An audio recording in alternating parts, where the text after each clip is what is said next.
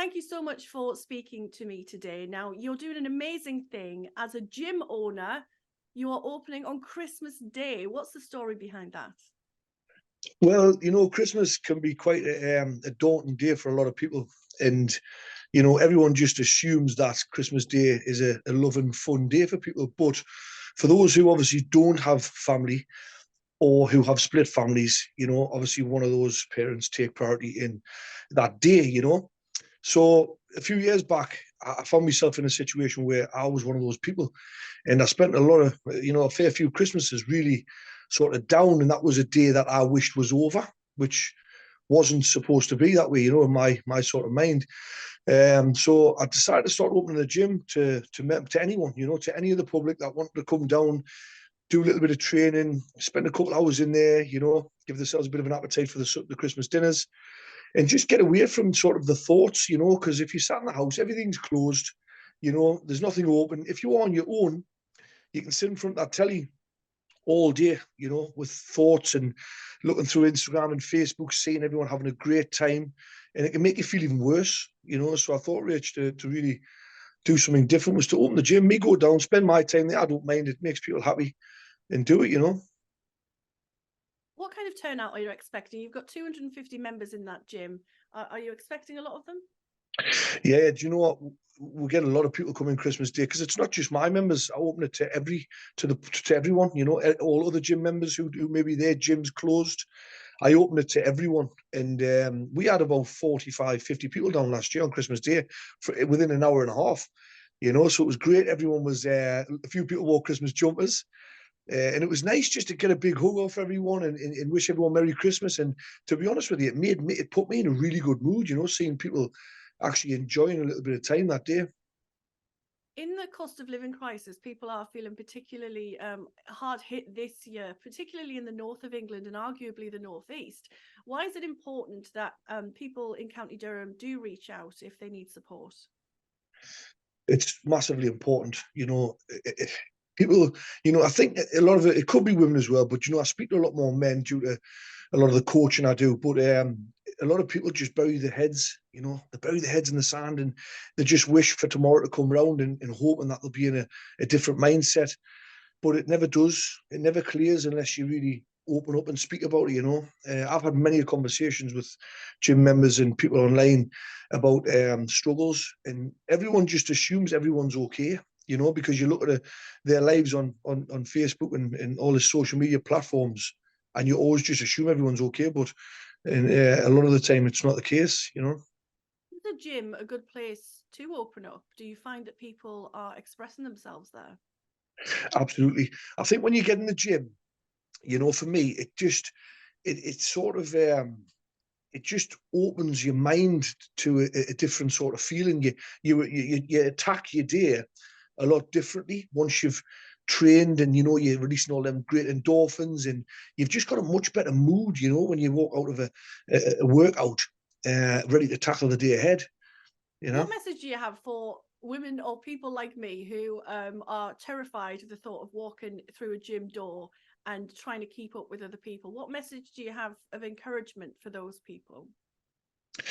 My message of encouragement is, you walk in there and everyone always assumes everyone's looking at them, and I can tell you over the past 12 years of owning my own gym, you walk in that gym, even as a newbie, right? You're not even noticed. Everyone's in their own little world doing their own little thing, getting, tackling and challenging the own demons that they've got without looking at other people, And what I can say is, get in there and just take that first step, take the first step and give yourself that little bit of time to actually start enjoying it, before you turn back around, And on a personal level, why is it so important to you to go that extra mile and make sure other people have somewhere to go and make sure that other people see others at that time of year?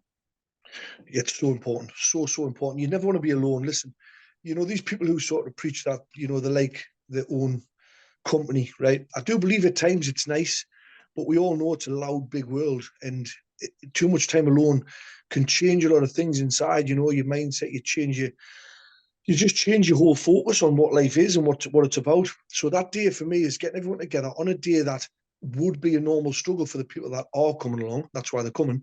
And just saying, you know, just a simple thing like Merry Christmas with a smile, and just, you know, meeting someone with a smile daily is a funny thing, because I find that, you know, whenever you walk past anyone and you get a smile off them, it's like a little, it gives you a bit of a, it's like it's a nice feeling of like, oh, you know, and you always remember those nicer things, you know, when you meet people and bump into people. So for that day alone, for Christmas, because it's such a massive occasion to the whole world, just seeing people in general on that day, giving them, you know, like a big hug and wishing them a Merry Christmas. And when they leave the gym after a workout, it's amazing because they leave with such energy in the bodies, you know, and you can see it in the faces. And you just know when they leave that they're going to have a good day, you know? In terms of a workout at Christmas, how does this differ from a workout regularly? Like, will you have Christmas music on? Will you be dressed up? Are you going to be Santa? Do you know what? Yeah, well, the thing is, right, this year it's funny because I'll definitely put a hat on. I'll get a hat on. I'm going to train myself. So you know what? I'm going to go down there with everyone, and I'm going to put the tunes on. You know, we'll get some. We'll definitely put some Christmas music on, and you know what it is. We'll have a big like laugh and carry on. We'll have a gym session. You know, I'm going to give free drinks out on the day. Obviously, alcoholless drinks, just waters and juices and stuff. So they're going to get free drinks, and you know, I'll give some free protein shakes away after they've trained, and it'll be a great laugh, a great time. You know, I'm looking forward to it. And is it something that you hope perhaps people will turn up on Christmas Day because they're going to be on their own and they're taking you up on your offer? Do you hope that you'll inspire them to take exercise into their 2024? Well, yes, that's you know, I'm not expecting anyone like I'm not expecting a novice to turn up on Christmas Day. But do you know what? If someone wants to come along and just come and sit in the gym, in general, on the sofas, you know, we've got a TV there. They can come in that morning. They can sit. They can watch a bit of telly. They can have a game of pool. We've got a pool table in the gym. They can come and just have a chat if they want to come. They don't have to train. And there's a few people that won't have a proper gym session. They'll just come and have a little bit time away. You know, a bit of crack, and then it just kills the morning for them. So when they leave, there's still only a few hours left of the day before, you know, Boxing Day comes and normal life returns. Absolutely wonderful community story. And us at Radio Hub, we wish you and all of the class the very best of your Christmas exercises. Thank you so much for joining me today. Thank you very much, Rachel. It was nice speaking to you.